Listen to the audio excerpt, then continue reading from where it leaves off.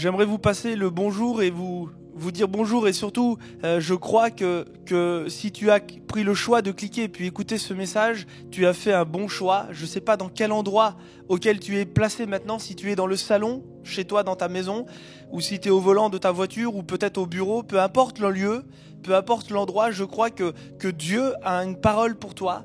Je crois que Dieu va nous bénir ensemble et je crois qu'il est important que tu écoutes ce message. Je crois qu'il est important que tu écoutes ce message parce que dans le message, il va y avoir la révélation. Il va y avoir la révélation de celui qui est le Fils de Dieu. Et puis je crois que c'est important. Et puis j'aimerais vous dire que ce message va aborder l'apparence des gens.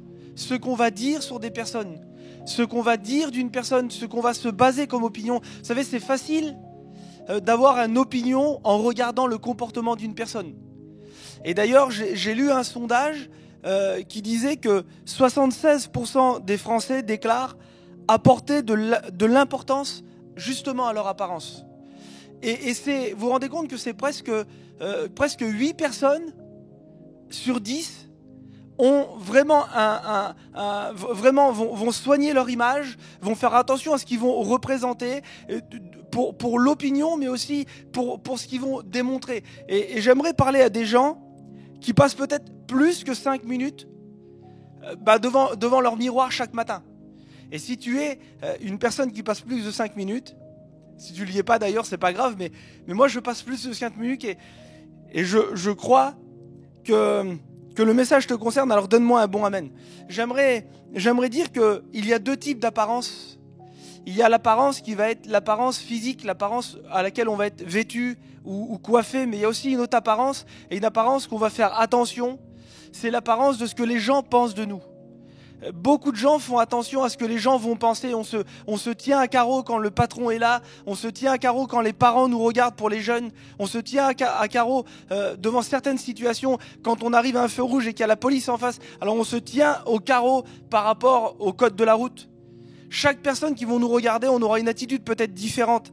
Et puis j'aimerais vous dire que j'aimerais vous parler d'une émission qui est passée. Et ceux qui ont déjà vu, cette émission s'appelle Patron Incognito.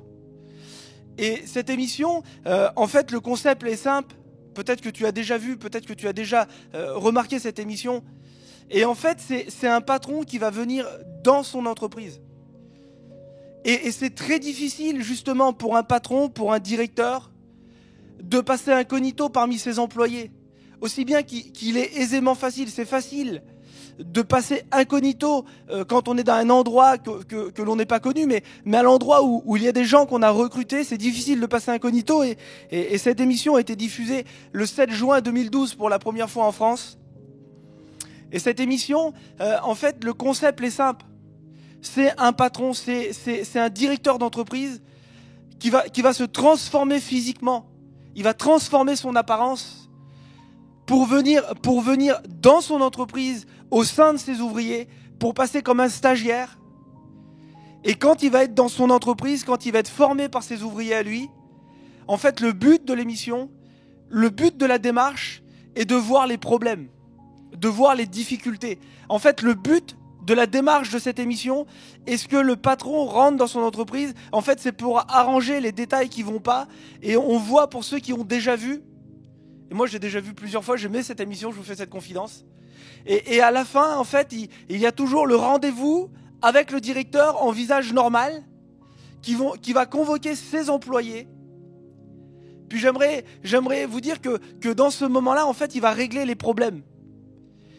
Et puis en regardant cette émission, et puis en vous parlant de patron incognito, tu pourrais peut-être me poser la question, quelle différence ou quel rapport il va y avoir entre un patron incognito qui passe à la télévision et le Dieu créateur qui a tout créé, et puis de la Bible aujourd'hui.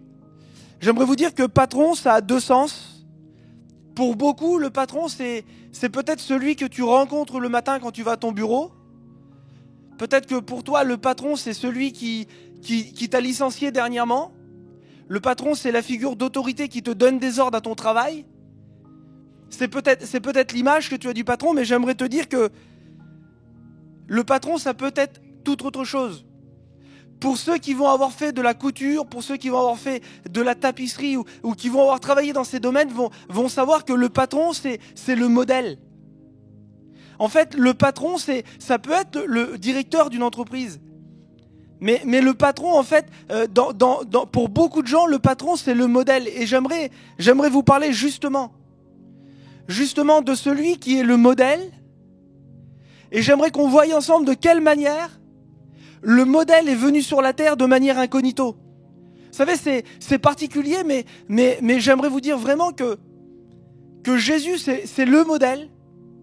Il est le Fils, il est le modèle, mais il va venir sur la terre, il va naître dans un endroit, il va naître à Bethléem, et il va naître dans un endroit, il va se comporter comme un enfant normal, et il va passer incognito. Et pour beaucoup, l'évangile est passé à côté d'eux, on vit dans un pays où le christianisme est répandu partout, et puis j'aimerais dire que pour beaucoup, le Christ passe incognito. J'aimerais qu'on voie ensemble un texte qui va se trouver dans Matthieu 16. Et ça a beaucoup d'importance, vous savez. Alors que Jésus va faire son cheminement sur la terre, il va choisir des disciples et vous pourrez traverser les évangiles. C'est quelque chose de merveilleux à les regarder. Et en fait, il va se passer plein de choses. On découvre qu'avant Matthieu 16, avant d'arriver à ce fait, j'aimerais vraiment qu'on prenne 2 secondes pour voir le cheminement qui emmène là. Il s'est passé un cheminement avec des miracles, avec des guérisons, avec des enseignements, avec des paraboles. Il se passe plein de choses autour de Jérusalem. Et la Bible dit que la renommée de Jésus se répandait. Et beaucoup de gens emmenaient des gens qui étaient malades et on venait au contact de Jésus pour l'écouter. C'était quelqu'un qui était populaire, on écoutait de partout, on écoutait plein de choses. Et puis, au milieu de l'évangile, vous allez trouver ça dans Matthieu 16 ou dans Marc 8. Matthieu 16 sur 32, c'est placé juste au centre. Ou alors Marc 8 sur 16 chapitres, c'est placé aussi juste au centre. Et en fait, Jésus, dans son cheminement, va s'arrêter. La Bible me dit dans Matthieu 16 qu'il va emmener ses disciples à l'écart. Et Matthieu 16 au verset 13, il va dire ça. Il va poser une question, il va les emmener dans un endroit clos. Je ne sais pas si tu es aujourd'hui dans un endroit où il y a du public autour de toi. Je ne sais pas si tu es dans une salle d'attente et qu'il y a des gens qui t'écoutent autour ou qui sont autour de toi ou si tu es tout seul dans ta chambre ou dans ton salon. Mais j'aimerais te dire que dans l'endroit où tu es, aujourd'hui, Dieu veut te poser une question. Jésus veut te poser une question. Aujourd'hui, il y a une question qu'il faut se poser. Et la question qui s'est posée, c'est le titre de mon message. Et ce titre, justement, c'est « Qui dit-on que je suis ?» Et peut-être que tu as cliqué sur le message aujourd'hui. Peut-être que tu t'es connecté par rapport à ce titre qui t'intrigue. Excusez-moi. Et peut-être que tu as cliqué parce que tu te poses la question. Et puis j'aimerais vous dire que Jésus va poser la question à ses disciples. Il va dire « Qui dit-on que je suis ?» Et puis les disciples vont répondre. Ils vont répondre à un avis. Ce que les gens vont penser. Ce que les gens disent. Et vous savez, il y a beaucoup de choses qui se disent sur l'évangile. Il y a beaucoup de choses qui se disent sur Jésus ou sur le christianisme. Et puis le premier nom qui va être cité, ça va être Jean le Baptiste. Et puis ils vont donner un deuxième prénom. Ils vont dire, pour d'autres, tu es Élie. Et puis je me suis posé cette question. Mais qui est Élie? Qui est Jean le Baptiste? Que peut-on dire de ces personnages qui ont passé pour qu'on puisse le comparer à Jésus? J'aimerais dire que Jean le Baptiste ou Élie, c'était des moralisateurs. Des gens qui faisaient la morale.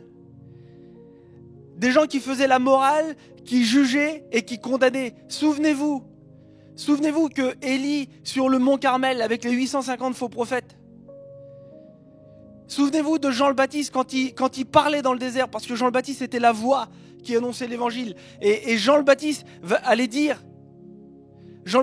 repentez-vous. Et pour certains, il va dire « Repentez-vous, race de vipères ». Il y avait des jugements dans ces mots. C'était quelqu'un qui avait un vocabulaire qui était dur, difficile. Et peut-être que pour toi, la connotation de l'évangile, ou quand tu entends parler de Jésus, pour toi, ça veut dire ces mots. Tu as peut-être grandi dans un contexte où autour de toi, il y avait des gens qui parlaient de Jésus. Mais ces gens te parlaient de Jésus avec une condamnation.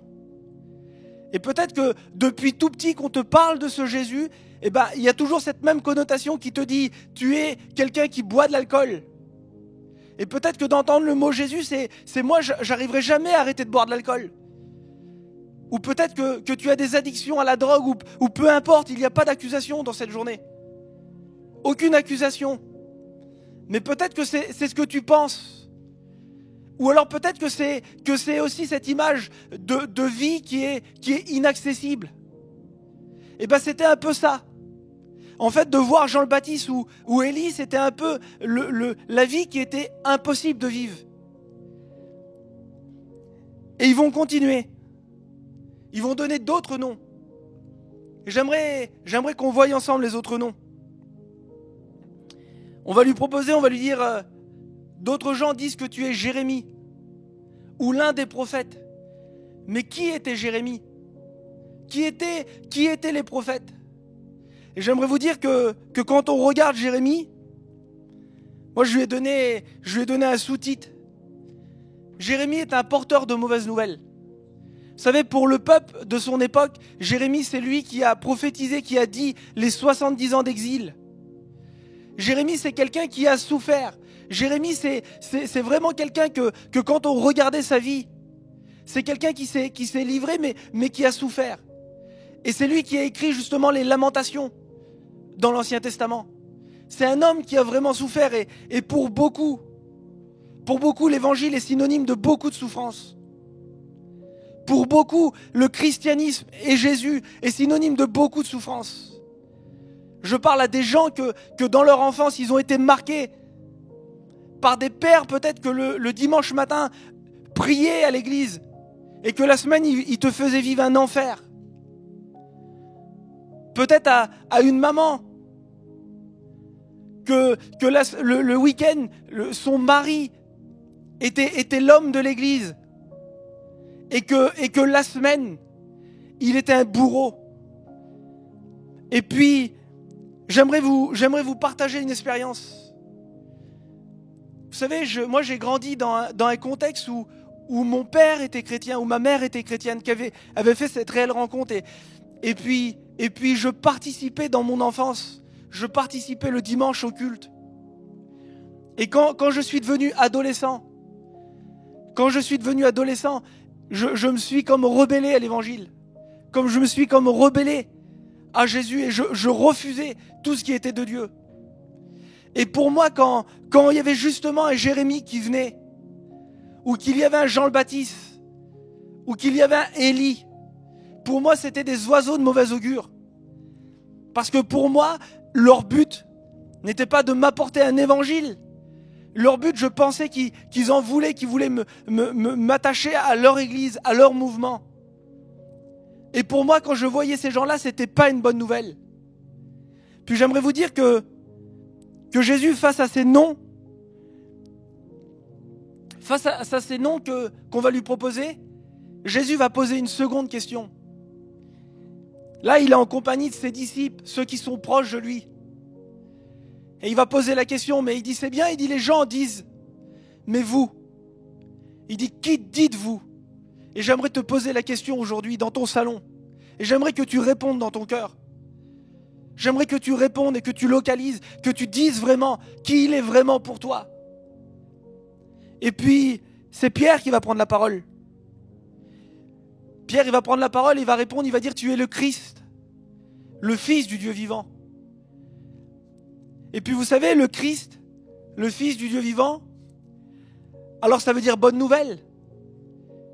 Mais vous savez, c'est une bonne nouvelle qui est difficile à croire pour Pierre. C'est une bonne nouvelle qui est difficile à croire parce que Jésus, juste après, va annoncer sa mort. Et puis, peut-être que tu te poses la même question. tu te poses la question, tu te dis peut-être, qu'est-ce qu'un Jésus qui est mort il y a 2000 ans pourrait changer aujourd'hui en 2022 mon quotidien? Qu'est-ce que ce Jésus pourrait transformer dans ma vie, qui pourrait changer dans ma vie? Qu'est-ce que ça pourrait changer?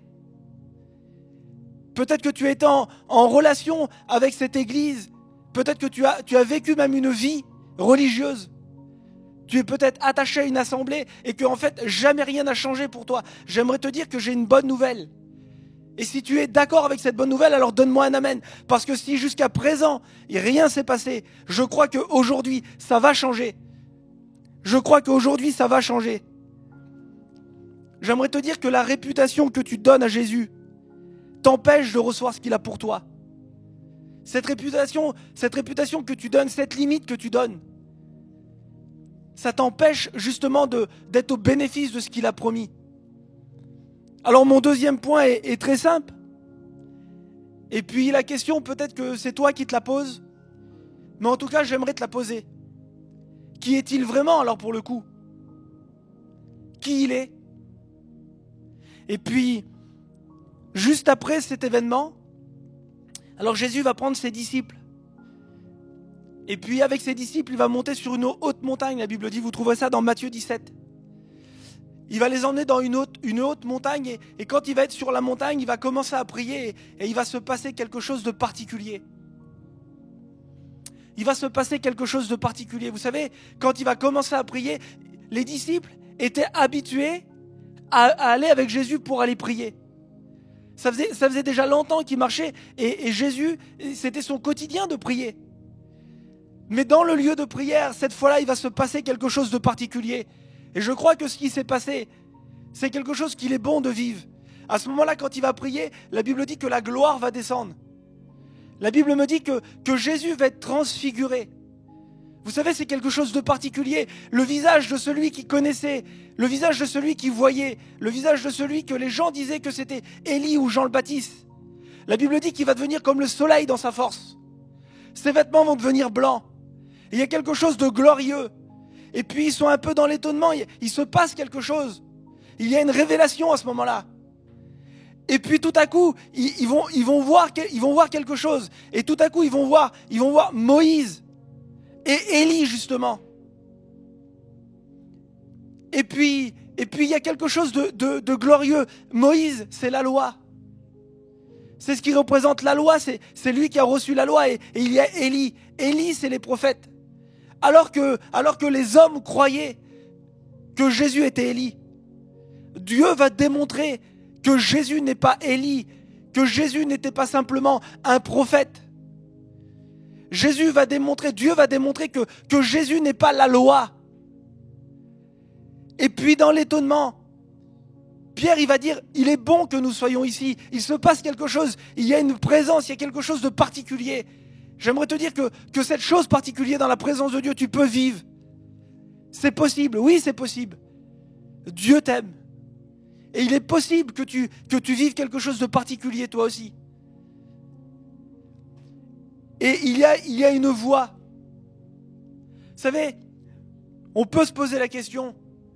Et je crois que les disciples n'avaient pas forcément compris encore. Qui était-il vraiment? Et alors que Jésus parle avec Élie et Moïse, alors il y a une voix qui va retentir. Cette voix va dire ça. Va dire, celui-ci est mon fils bien-aimé. En fin de compte, il est le fils de Dieu. J'aimerais te dire qu'il est plus que la loi. Il est plus que la règle, excusez-moi. Il est plus que ça. Il est plus qu'un homme, il est plus que Élie. Il est plus que les prophètes. Il est plus que Jean le Baptiste. Jean le Baptiste ont vécu et la Bible dit qu'en leur temps, ils ont accompli les desseins de l'Éternel. Et puis on peut trouver ces hommes dans les héros de la foi. Ce sont des héros de la foi. Mais ce qui a transformé, ce qui a changé, ce qui a bouleversé le monde, n'est pas simplement le fait que ce soit un homme qui est venu. C'est que c'était réellement le modèle. Il est le modèle incognito. Il est le modèle, il est le fils. Il est celui qui s'est dépouillé de son trône Et quand Dieu va donner cette révélation aux disciples, quand il va leur révéler, quand il va leur dire justement, quand il va leur dire que c'est son fils, il va leur dire ces mots-là, ces paroles-là. Et je crois que c'est le mot pour aujourd'hui. Je crois que c'est ce que tu dois retenir de ce message. S'il y a une phrase que tu dois retenir, c'est ce que Dieu va dire à ce moment-là. Il va dire, écoutez-le. Vous savez, c'était pas aisé pour Pierre, c'était pas aisé pour les disciples d'écouter ce que Jésus disait. C'était pas aisé de les comprendre et de les analyser. Aujourd'hui, on a beaucoup de recul. Mais on entendait parler à un homme qui allait dire qu'il devait mourir et qu'il devait ressusciter. Et puis juste après ceci, Jésus était vraiment sur le point de leur donner cette révélation pour les emmener avec lui justement. Et à partir de Matthieu 17, il va commencer à aller en direction de Jérusalem. Il va aller dans la grâce. Il va aller à Golgotha. Vous savez, j'aimerais vous dire que Jésus, il n'est pas venu pour être un moralisateur. Le but de sa venue, c'était pas de te donner des conseils. C'est pas un conseiller. Il est plus que ça. J'aimerais vous dire qu'il est venu. La Bible dit qu'il n'est pas venu pour juger le monde, mais pour que le monde soit sauvé par lui. Le but de la venue de Jésus, du Fils, il était évident que son but, c'était d'aller à Golgotha, de mourir, mais bien plus de ressusciter. Et vous savez, alors que c'était impossible pour des hommes, impossible de le croire et de l'imaginer, alors Dieu leur a fait montrer, Moïse et Élie, qu'ils étaient aussi morts et ils les voyaient vivants. J'aimerais vous dire que Dieu est le Dieu de l'impossible. Tu es confronté à des limites peut-être. Tu étais confronté à des limites ou peut-être tu étais confronté à un évangile qui n'est pas l'évangile. J'aimerais vous dire que l'évangile que je vous prêche, l'évangile que je te partage, ce message que je te partage, c'est un message qui est capable de bouleverser ta vie. C'est un message qui est capable de t'emmener plus loin. Jésus est réellement venu justement pour t'emmener plus loin. Il est venu, la Bible dit, chercher et sauver ceux qui étaient perdus. Jésus va faire des déclarations pendant qu'il était sur la terre.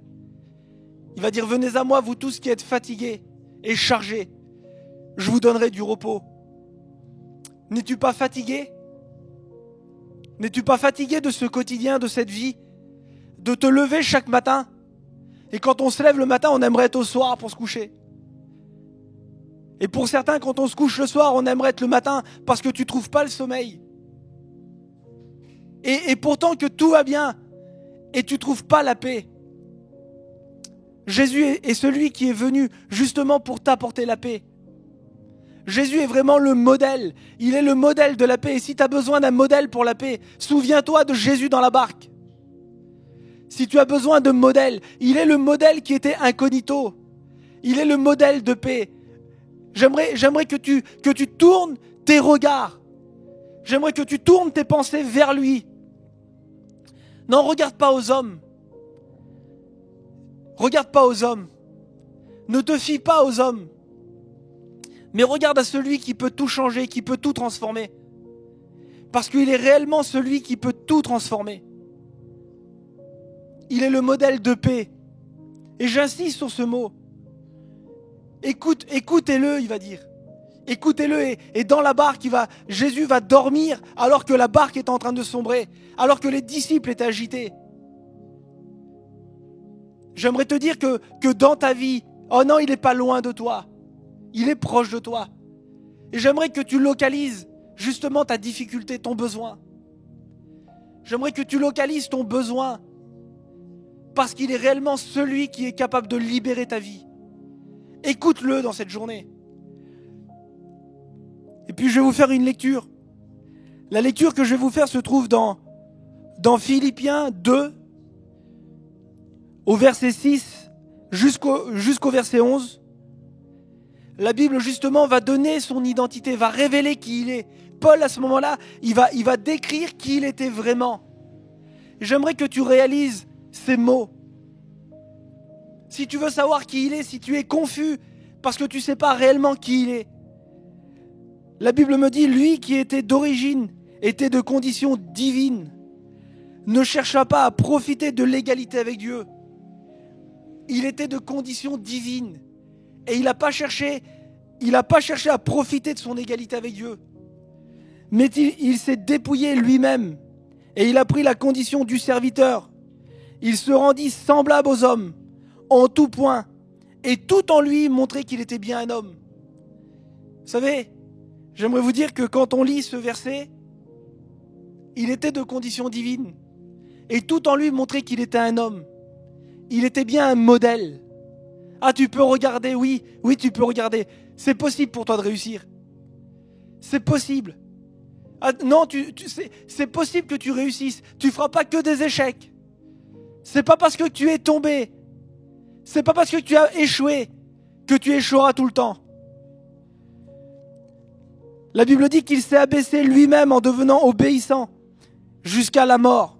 Oui, jusqu'à la mort sur la croix. C'est pourquoi Dieu l'a élevé à la place la plus haute et lui a donné le nom qui est au-dessus de tous les noms, pour qu'aucun autre nom, pour qu'au nom de Jésus tout être s'agenouille dans les cieux, sur la terre et jusque sous la terre, et que chacun déclare Jésus-Christ est Seigneur à la gloire de Dieu. Oui, c'est possible.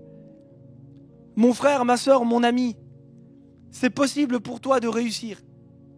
C'est possible pour toi de tourner tes regards vers le modèle, vers celui qui est le Fils de Dieu, vers celui qui a été caché pour beaucoup. Et peut-être que jusqu'à présent, pour toi, il a été caché. Et j'aimerais qu'à l'endroit où je suis, j'aimerais faire une prière pour toi, à seule fin que tes yeux s'ouvrent et que tu puisses réaliser qui il est vraiment. J'aimerais qu'à l'endroit où tu es, que tu fermes tes yeux. Et j'aimerais que tu reçoives ces paroles. Jésus est le Fils de Dieu. Et il est capable de tout changer. Il est capable de bouleverser ta destinée. Il est capable de t'emmener plus loin. Il est celui qui t'aime. Oui, Dieu t'aime. Et rien ne pourra l'empêcher de t'aimer. Il est celui qui a tout créé. Il est celui qui est venu. Il est celui qui a payé. Et surtout, il est celui qui ne te condamne pas. Il est celui qui ne te condamne pas. La Bible dit que car Dieu a tant aimé le monde, qu'il a donné son Fils unique, afin que quiconque croise en lui soit sauvé. Il n'est pas venu pour juger, mais il est venu pour que le monde soit sauvé par lui. J'aimerais faire cette prière avec toi. À l'endroit où tu es, ferme tes yeux. Oh Seigneur, je prie pour un homme, pour une femme qui a peut-être échoué. Je prie pour un homme, pour une femme, pour un garçon, pour une fille, que peut-être que la vie n'a pas fait de cadeau. Peut-être qu'il a une image préconçue de toi, ô Père. Je prie pour que tu puisses te révéler à lui dans ces instants. Et pour qu'il puisse écouter ces paroles. Parce que ton but, c'est qu'on t'écoute. Oh, merci pour ta grâce, Dieu de grâce. Merci pour ta gloire. Soyez bénis. Soyez bénis. Amen.